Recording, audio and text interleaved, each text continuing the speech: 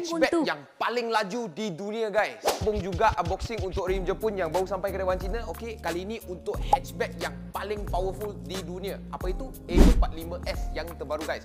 So jom kita buka kotak dulu, tengok rim apa yang kita nak unboxing hari ini.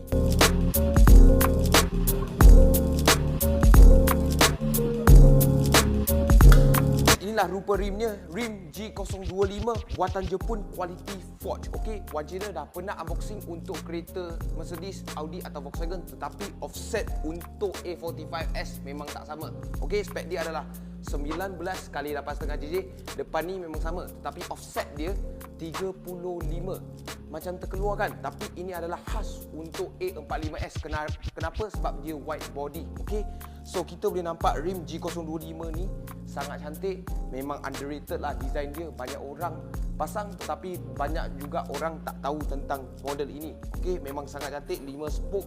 Memang sangat belanja caliper dengan disc. Kalau tukar disc besar tu lagi belanja. Okey. So jom kita tengok berat untuk rim ni berapa dulu guys. Kita boleh nampak 19 inci baru 9.25 kilo saja untuk rim ni guys.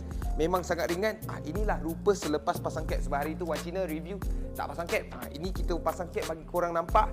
Memang sangat cantik gila rim ni. Okey, pasang kat A45S memang sangat sesuai. Bukan saja rim Japan, tapi design dia macam Euro style sikit. So itu saja untuk video kali ni. Kalau korang suka video kali ni, tolong like, share dan komen kat bawah apa yang korang nak tengok seterusnya. Berminat dengan rim ni, boleh cari Wan Cina. Macam biasa, cari rim, cari Wan Cina. Thank you guys.